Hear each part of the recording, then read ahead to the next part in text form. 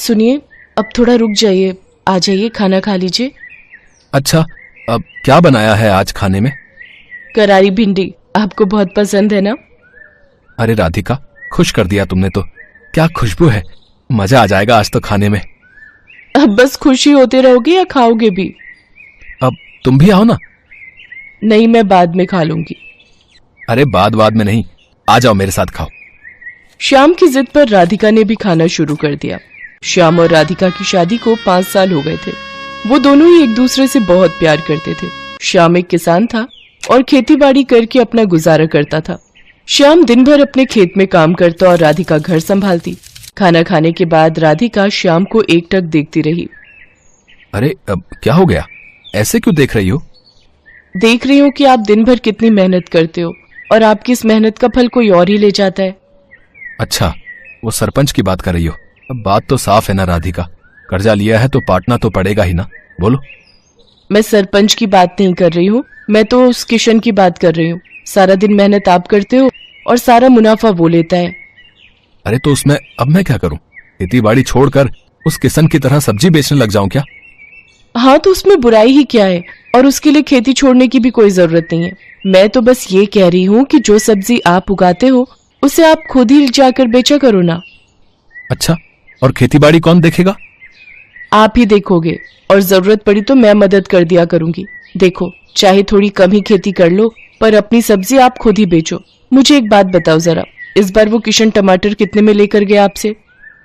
अब 50 किलो निकले थे, तो वही 5 रुपए के हिसाब से लेकर गया था वो। हे भगवान, आपको पता भी है कि बाजार में इस समय टमाटर का क्या भाव चल रहा है? वो आपके ही टमाटर पूरे 5 गुना महंगे बेच रहा है बाजार में।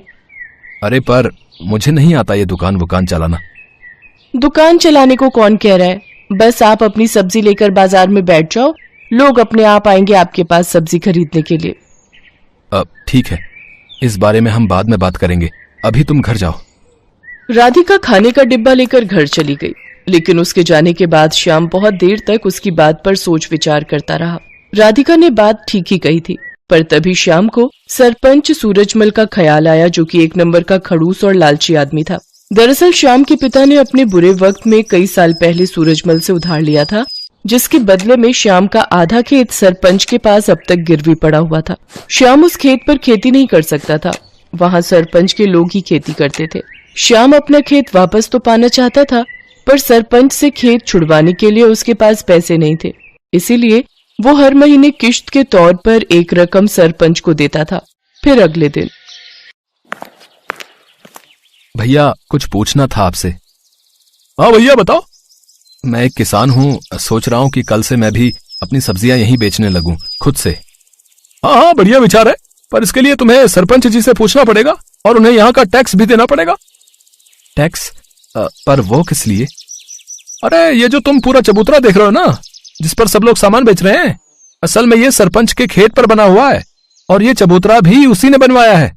हमारी मजबूरी है, इसीलिए हम सबको यहीं बैठना पड़ता है। रोज के 50 रुपए देने पड़ते हैं उस सरपंच को, और अगर ये पैसे नहीं दिए तो उसके लठैत आकर मारपीट पर उतारू हो जाते हैं।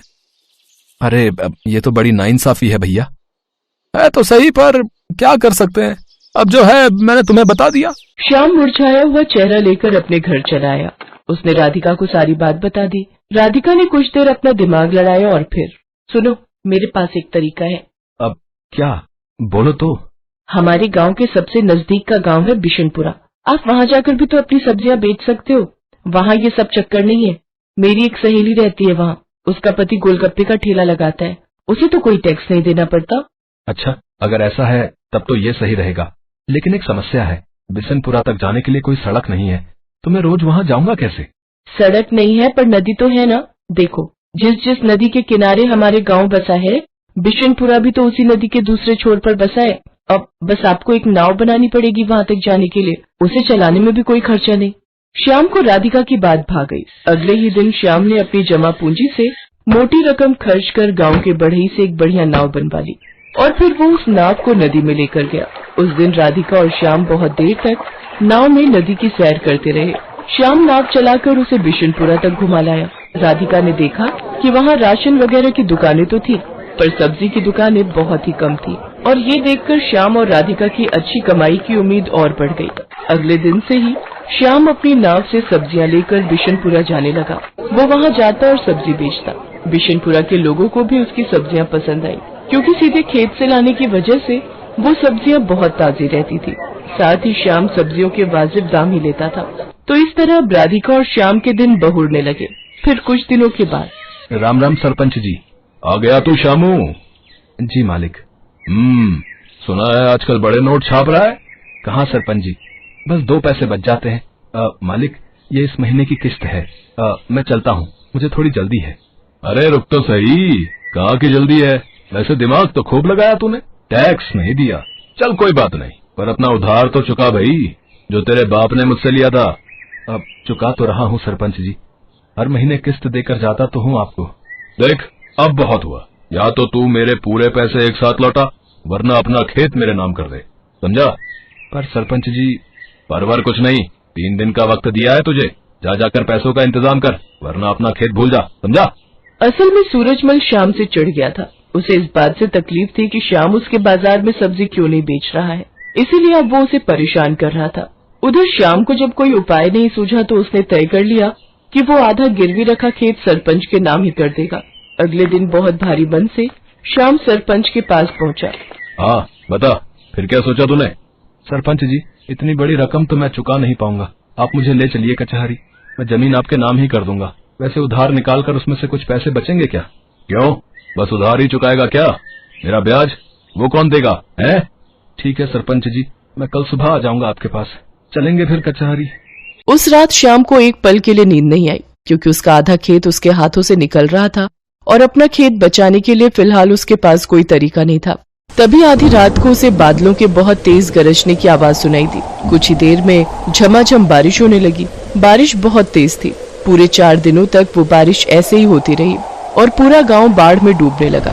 कचहरी जाना तो दूर, फिलहाल कोई अपने घर से बाहर तक नहीं जा पा रहा था। बाढ़ की वजह से लोगों को बहुत परेशानियां होने लगी। किसी के घर में पीने का पानी नहीं बचा था, तो किसी के घर में अनाज खत्म हो गया। ऐसे में श्याम ही वो इंसान था जिसने सबकी मदद करने के बारे में सोचा। वो अपनी नाव की मदद से सबकी जरूरत का सामान उन तक पहुंचा रहा था। हर कोई श्याम की तारीफ कर रहा था। और फिर अजी, सुनते हो? हाँ, क्या हो गया? अरे आपने सुना क्या? सरपंच जी के घर की दीवार गिर गई है। बारिश का सारा पानी उनके घर में घुस गया है। शांता बता रही थी कि बाकी लोग तो सही समय पर निकल आए, लेकिन सरपंच जी अपने पोते के साथ घर के अंदर फंस गए हैं। अरे तो मुझे जाना चाहिए, फौरन जाना चाहिए। इतना कहकर श्याम ने तेजी से अपनी नाव चलाई। उसने जाकर देखा तो वाकई सरपंच अपने पोते को कंधे पर बिठाए पानी में डूबा खड़ा था। वो चिल्ला चिल्ला कर मदद मांग रहा था। बाढ़ का पानी उसके गले तक आ रहा था, लेकिन श्याम फौरन अपनी नाव लेकर सरपंच के नजदीक गया और सरपंच और उनके पोते को अपनी नाव पर बिठाकर बाहर निकाल लाया। पूरे 3 दिनों तक सरपंच और उसका पोता श्याम के घर की छत पर रहे। जब पानी का स्तर कुछ कम हुआ तो श्याम ने सरपंच से कहा, सरपंच जी, अब रास्ते खुल गए हैं तो कचहरी चलें। बस करो श्याम, मेरी आंखें खुल गई हैं भाई। मैंने तुम्हें और तुम्हारे बाबा को बहुत परेशान किया, पर फिर भी तुमने मेरी और मेरे पोते की जान बचाई। मुझे माफ कर दो। और रही बात उस खेत की, तो वो हमेशा से तुम्हारा था और आगे भी तुम्हारा ही रहेगा। और हाँ, एक बात और, तुम्हें अब गांव में जहां और जैसे सब्जी बेचनी है तुम बेच सकते हो, वो भी बिना किसी टैक्स के। सरपंच की बात सुनकर श्याम और राधिका खुशी से मुस्कुराने लगे। बारिश थम गई थी, लेकिन उसने सूरजमल के मन पर चढ़े मैल को हमेशा हमेशा के लिए धो दिया था। सोनपुर गांव के मुखिया रामप्रकाश अपने बेटे श्याम से बहुत परेशान रहते थे। श्याम अपने पिता के साथ किसी भी काम में हाथ नहीं बटाता था। बस सारा दिन इधर उधर दोस्तों के साथ घूमते रहना और खाली समय मिले तो सोते रहना। रामप्रकाश को इसी बात की चिंता रहती थी कि श्याम पर कभी गांव को संभालने की जिम्मेदारी आई तो वो कैसे उस जिम्मेदारी को संभाल पाएगा। इसीलिए एक दिन गुस्से में आकर रामप्रकाश श्याम से बोला, श्याम, तू कब तक इस तरह निठल्ला बनकर घूमता रहेगा? तेरी उम्र के बच्चे शहर जाकर बड़ी बड़ी नौकरियां कर रहे हैं या फिर अपने पिता के साथ गांव की पंचायत में बैठते हैं। पर तुझे मैं कह कह कर थक गया, तू भी कुछ काम कर लिया कर। पर तेरे तो कान में जूं तक नहीं रेंगती। मैंने फैसला किया है, अब तुम गांव में तभी आओगे जब कुछ काम धंधा सीख जाओगे। अरे कैसी बातें कर रहे हो? अकेला लड़का कहाँ कहाँ भटकेगा। माँ, मुझे नहीं जाना कहीं भी। मैं पतंग उड़ाने बबलू के घर जा रहा हूँ। खबरदार जो पतंग उड़ाने गए, मैंने कह दिया सो कह दिया। अब तुम कल सुबह काम की तलाश में जाओगे और कोई काम सीख कर ही लौटोगे। राम प्रकाश ने जबरदस्ती श्याम को काम ढूंढने भेज दिया ताकि वो एक जिम्मेदार इंसान बनकर आ सके। श्याम काम की तलाश में निकल तो पड़ा, पर उसका मन बिल्कुल नहीं था। चलते चलते श्याम एक जंगल में पहुंचा। वहीं उसे एक पेड़ के नीचे एक साधु महाराज समाधि में बैठे दिखाई दिए। श्याम ने देखा एक काला नाग साधु बाबा को डसने वाला है। श्याम ने कुछ भी देरी न करते हुए झट से नाग को उठाया और एक और फेंक दिया। शोर से साधु बाबा की समाधि टूट गई। उन्होंने नाग को झाड़ियों में भागते देखा। धन्यवाद बेटा, तुमने आज मेरी जान बचा ली। आओ मेरी कुटिया में चलो, वहां चलकर बात करते हैं।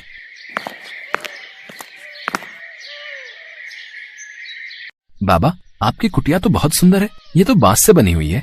बेटा, ये बांस की कुटिया मैंने स्वयं बनाई है। बांस को जोड़ जोड़ कर बहुत मेहनत से मैंने इसे तैयार किया है। बाबा, क्या मैं कुछ दिन यहाँ आपके पास रह सकता हूँ? हाँ हाँ बेटा, बिल्कुल रह सकते हो। श्याम उन साधु बाबा के साथ ही रहने लगा। वो साधु बाबा की बहुत सेवा करता था। वहाँ पर श्याम ने बांस से घर बनाना सीखा। एक दिन साधु बाबा श्याम से बोले, श्याम बेटा, अब मुझे यहाँ से दूसरे स्थान पर जाना है। अब तुम्हारा भी अपने गांव लौटने का निश्चित समय आ गया है। पर बाबा, मुझे तो मेरे पिताजी ने कहा था जब तक मैं कोई काम धंधा नहीं ढूंढ लेता तब तक मैं गांव वापस नहीं जा सकता। काम तो तुमने सीख लिया बेटा।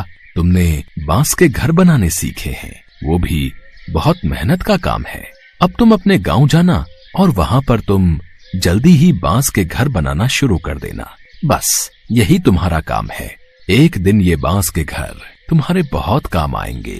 श्याम साधु बाबा से विदा लेकर वापस गांव पहुंच जाता है और अगले दिन बांस मंगवाकर पूरे गांव में बांस के घर बनाने शुरू कर देता है। पता नहीं इस लड़के को मैंने काम धंधा ढूंढने भेजा था, पर ये तो बांस के घर बनाने में लग गया है। देखने में घर कितने सुंदर और मजबूत हैं। पर ये घर किस काम के? यहाँ कौन रहेगा?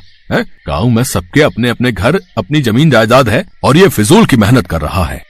श्याम कुछ ही दिनों में पूरे गांव में जगह जगह बांस के घर बना लेता है। मॉनसून आ चुका था और सोनपुर गांव में कई दिनों से मूसलाधार बारिश हो रही थी। एक शाम पानी का बहाव तेज हो गया, जिससे सोनपुर गांव के पास वाली नदी में पानी का स्तर ऊपर तक आ गया, जिस कारण सोनपुर गांव बाढ़ की चपेट में आ गया।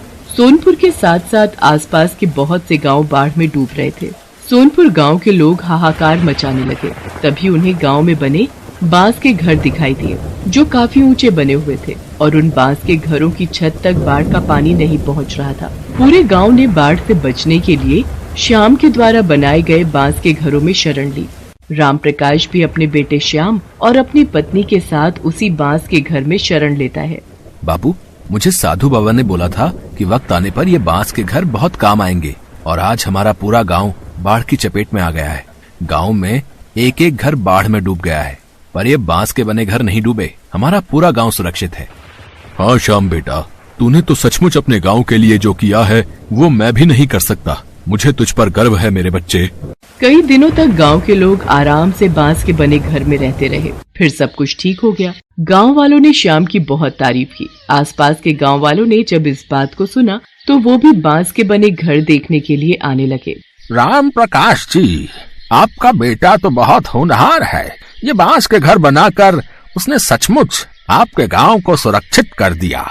हम चाहते हैं श्याम हमारे गांव में भी ऐसे ही बांस के घर बना दे, ताकि बाढ़ आने पर हमारे गांव वाले भी सुरक्षित रहें। जितनी भी लागत लगेगी वो तुम ले लेना श्याम बेटा, पर हम सब के गांव में तुम ऐसे ही बांस के घर बनाने का काम शुरू करवा दो।